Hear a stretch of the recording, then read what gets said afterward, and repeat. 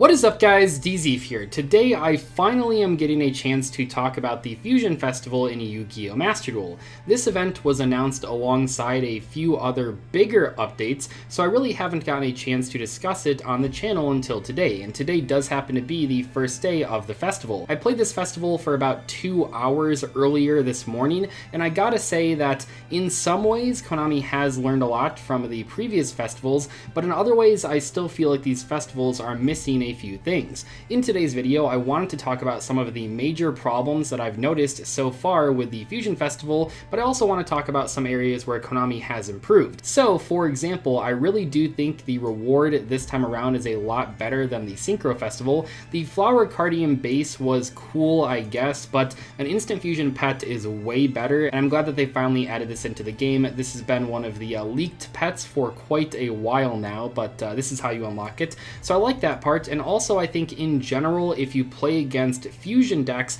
this event is a bit more manageable than the Synchro event. We're not talking about 10-20 minute combos here, we're talking about a lot of back and forth mid-rangey gameplay. Now it is kind of like the DPE Turbo event, pretty much everyone is playing that, but luckily there isn't Anaconda, so people do have to hard draw Fusion Destiny. Now I know people are already pretty sick of DPE in the regular ranked mode, so maybe people aren't excited to play a festival where that card is still very good, but personally, without Anaconda in the mix, I don't really mind it that much compared to the regular ranked mode at least. Overall, I feel like when this event is going well and you have two players that are using Fusion decks against each other, it's really not that bad. I've had a lot of back and forth games throughout the few hours that I've played.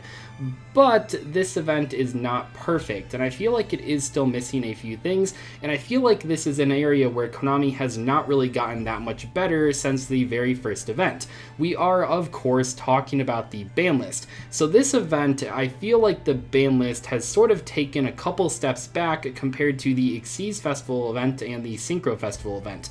Obviously, the Common and Rare Festival is an entirely different format because that restricts you by rarity, which is very different from summoning mechanics like the Fusion, Xyz, and Synchro festivals, but I still feel like this event in particular has some really weird choices on the ban list. Let's take a look at the ban list over at MasterDuelMeta.com because for whatever reason, even though we're 4 events in, Konami has not figured out how to display only the new changes with these ban lists, so let's go over there and take a look at what cards were hit. Now in general, this ban list is pretty close to the Synchro Festival ban list from a few weeks ago. You see a lot of the same cards hit here. Konami is hitting a lot of burn cards either for you or the opponent. Konami is hitting cards like Multi-Faker for some reason, and Guru and Control decks and stuff like that. They're hitting Ritual cards, they're hitting the pot cards like Extravagance and Prosperity.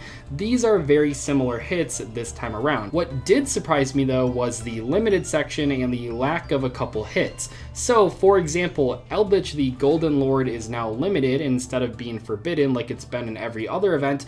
This is because, as crazy and as dumb as it sounds, Eldritch does technically have a fusion monster, so I guess you could play this as a fusion deck, but realistically this card probably should have still been banned. Yes, it does have a fusion monster, maybe Konami felt pressured to include it in this format for that reason, but come on, people aren't actually summoning the Fusion Monster, they're just playing it as a Floodgate deck. Speaking of Floodgates, we do have a couple limited here, Summon Limit, Macrocosmos, and Skill Drain, but the only True Draco hits this time around are Dynamite and Majesty Maiden to 1 copy per deck. But for whatever reason, the Monarch's Erupt is still at 3 copies per deck, as is Card of Demise. So I really don't understand why Konami keeps doing this. The only event where True Draco was completely banned was the Xyz Festival, and I think they made the right call there, but they've never done that again since. So if you remember all the way back when that festival happened, they banned every single main deck True Draco monster in the entire game. And honestly, that is the way to go in my opinion.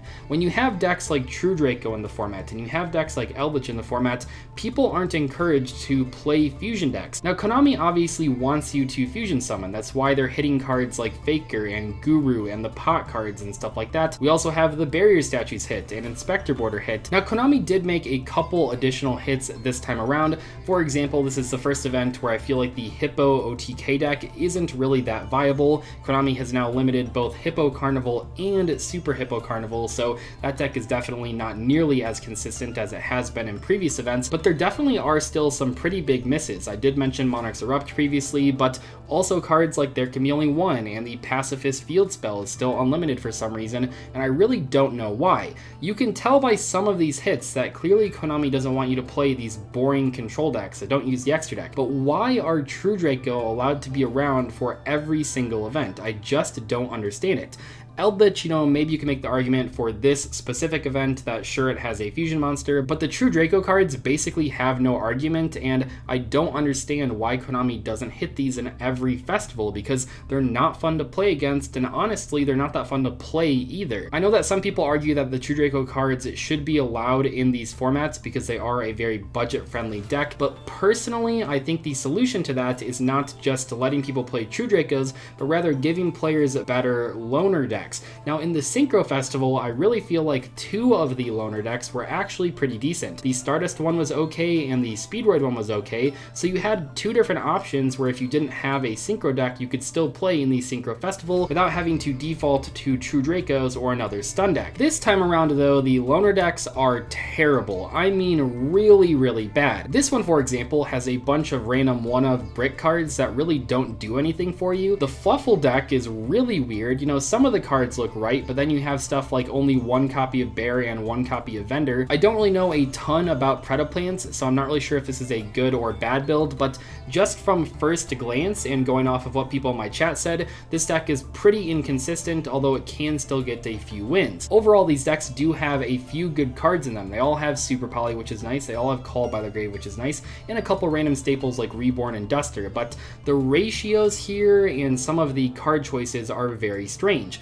I don't know why Konami keeps giving players bad loner decks. It felt like they had it kind of figured out with the Synchro Festival, but there's no real reason to do this, right? I mean, sure, you might say, oh, it encourages players to try a deck out and then buy packs to build that deck, which Konami obviously wants people to do, but realistically, I feel like all that happens when you give players bad loner decks is that they don't play them, they just decide to play some dumb stun deck instead because that's just a more consistent option. I will say here, compared to the first festival though, Konami obviously has gotten better in general with their loner decks, because if you go back and look at those like Seas Festival loner decks, those were really bad, like worse than anything else we've ever seen in the festival. In my opinion, the most playable format was the Common and Rare Festival. I feel like most people agree with that, but I could be wrong. But the Fusion, Synchro, and Xyz Festival have all had major issues. In the Xyz Festival, you had things like Numeron OTK and Self TK and Zodiac running around with Zeus and stuff like that. In the Synchro Festival, you either played against combo decks that took 20 minutes for their turn 1, or you played against True Draco decks that just floodgated you out of the game. In this event, you can play against some cool fusion decks, but you will see a lot of these same cards. Winda is really popular, DPE is really popular, Super Poly is really popular, or you just play against stun decks like Phantasm Spiral or True Draco or Eldritch. If Konami is not willing to address things like True Draco and Eldritch on these ban lists, that's just what a lot of players are going to play. I really feel like Konami should make the loner decks basically the best version of whatever those archetypes are, because that is the best way to encourage players to play those instead of decks like True Draco and Eldritch. I don't know, let me know what you guys think about the Fusion Festival in the comment section below. I'm really curious, have you guys played it yet? Are you playing real decks like fusion decks, or are you playing stun decks, or are you playing the loner decks? I'd love to hear what you guys have to say about this event. I'll see you later though, thanks so much for watching, goodbye.